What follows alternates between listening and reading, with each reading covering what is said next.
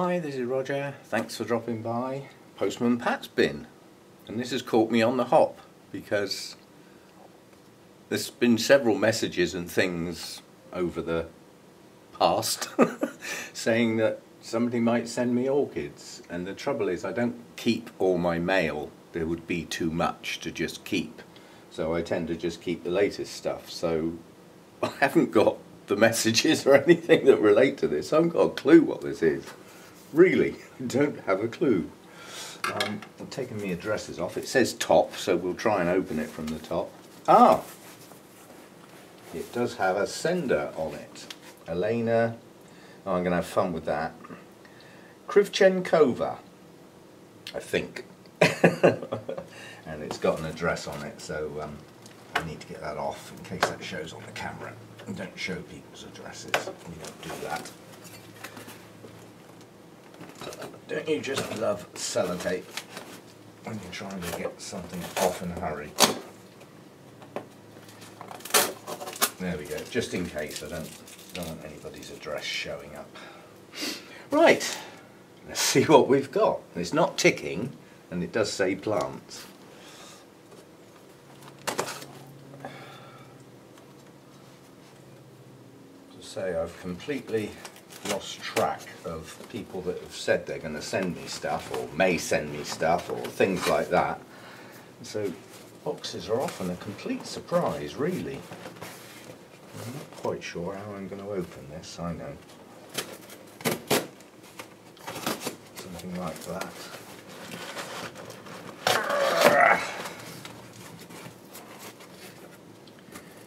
Or maybe not. Let's get the whole top off. That's the easy way, isn't it?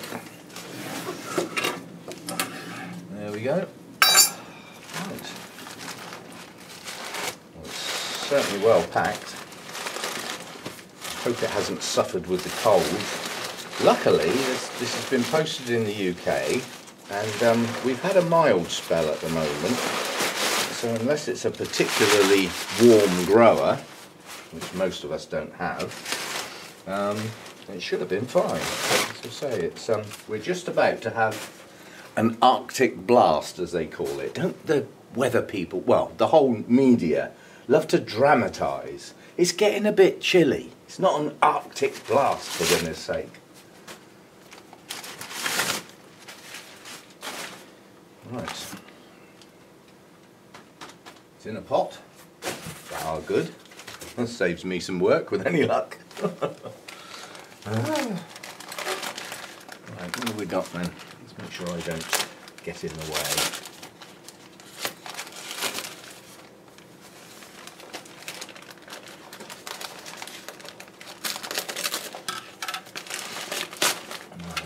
It should come out okay. I need a lot. God, it's flipping cold out here this morning. It was down to 12.5 last night, which is what I want. Quite honestly, I've dropped the temperature down an extra degree in here for the resting types, and the others will just have to put up with it. I mean, intermediate minimum nighttime temperature in the winter is sort of 12 or 13, so it should be okay, but I want those resting dendrobiums down as low as I dare. But it is cold out here. I've just opened this door. It's away.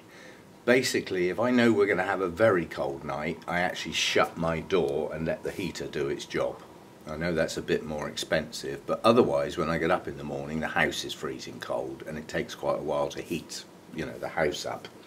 So rather than sitting around in the freezing cold, I let the house warm up, and when it's like overly warm, shall we say, you know, when I'm starting to think, oh, I need to take my top off, it's warm enough, and then I can open this door and the heat will filter out here, which is what it's doing now. It's already up to 16 from 12.5, and that's in about 20 minutes, half an hour.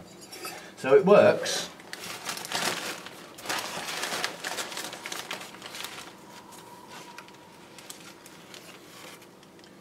Oh my goodness, that is a Masdevallia. It's a big, let me correct that, it's a big Masdevallia.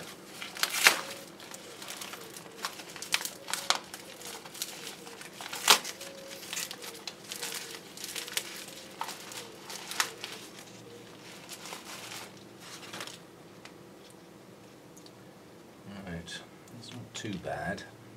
Not too bad. I'm just feeling the leaves to see how cold they've got. It's literally Postman Pat's just been. But because of what it is, the cold won't have hurt it. It's not like some other things that might have suffered. It's not looking bad. I can see extensions. Masdevallias often extend leads out. Some of them grow like a bush and all the growths just come up from the centre point, but some of them do extend. And you can see this one's extending out here with new growths pushing out in this direction, and also you can see here it's extended out quite nicely here. So yeah, right. Let's have a look at the tag and see what we've actually got. And this originally came from Orchid Luque. I think that's French. Not sure, and it certainly ain't English. Ah! Now this is Masdevallia vechiana, which was the bane of my life. That species is a cold grower, and I got a poor quality one, and I struggled with that for a couple of years and eventually binned it because it just would not grow. And I always blamed it on the fact that it was in the main too warm for it to grow in here. But I've talked to a couple of Masdevallia growers, that's mainly what they grow, and they've actually said that vechiana will tolerate some heat providing you can keep the humidity up, but you do have to do that or it will go downhill. But this is actually crossed with a Dracula. Hawley eye. I'll have to look that up. So we have a Masdevallia crossed with a Dracula. That's unusual, to say the least. Well, I did say I was venturing into the world of Draculas this season. So we've got a stepping stone halfway between a Masdevallia and a Dracula. I mean, you can basically say across the board, Masdevallias and Draculas like cool temperatures. They don't like high light levels. They like reasonable light, but certainly in the brightest light they would need to be shaded. But they do need that high humidity. Now I've got that, so that's a real plus. Not ideal for growing in a home, in a house, because it's just too dry for them. Right, so that's what we've got then. That's not a bad plant. Looks like it's in a bark of sorts. That'll do. I was looking at my own Masdevallias. I've only got 3, and 2 of them, I spoke to a few Masdevallia guys, and one of them said, oh, I've got most of mine growing in moss. Well, yes, that's a nice statement, and it sounds fine, except for it was an incomplete statement. Yeah? Wade put a comment on one of my videos relatively recently and said that his Masdevallias do best in the bark seedling mix, that's the small bark, mixed with some chopped sphagnum moss and some perlite, and his do great. Go and have a look. You know, he's got some smashing Masdevallias. I've seen them mounted, but again, very high humidity. Anyway, back to the guy who said he grows nearly all his Masdevallias in moss. What he neglected to say was he actually grows them in live sphagnum moss. There is a difference. And his do well. Well, the inert dead sphagnum that I use can work. But the 2 that I repotted into moss are not doing anywhere near as well as the one that's actually in that bark sphagnum and perlite mix. That one's taken off like a rocket. So, lesson learned. You know, in my environment, that Masdevallia is doing better than the others by a lot. So, the 2 that are in pure moss are going to come out. And that actually needs to be done relatively soon. And the reason for that is they get a chance to push their new roots out and settle down before it starts getting too warm. If I leave that till the spring, you put a stress on a plant, repotting it, and then it goes straight into the warm season, which they don't like. So you're adding a double stress onto the poor old plants. So, a large plant, cross between a Masdevallia and a Dracula. I will see what I can do with that. And it has bloomed. Have an old bloom spike there, singular. I don't see any others. But nonetheless, that's a nice sized plant. It's a big one. These are large leaves, but we'll see. The good news is that that spike pushed out from the base of the leaf and headed upwards. You have to bear in mind I've got to be very careful which Draculas I get, because some of them actually spike from the base of the plant down in amongst the roots. Well, they have to have somewhere to get out to be able to bloom. So putting them in a pot like that doesn't work. Your spikes will just run around the inside of the pot and you'll never see them. So some Draculas, they do need an open place to grow, you know, like a plastic mesh basket, but they need somewhere for the spikes to escape downwards. That's how they grow. So not all of them, but some of them.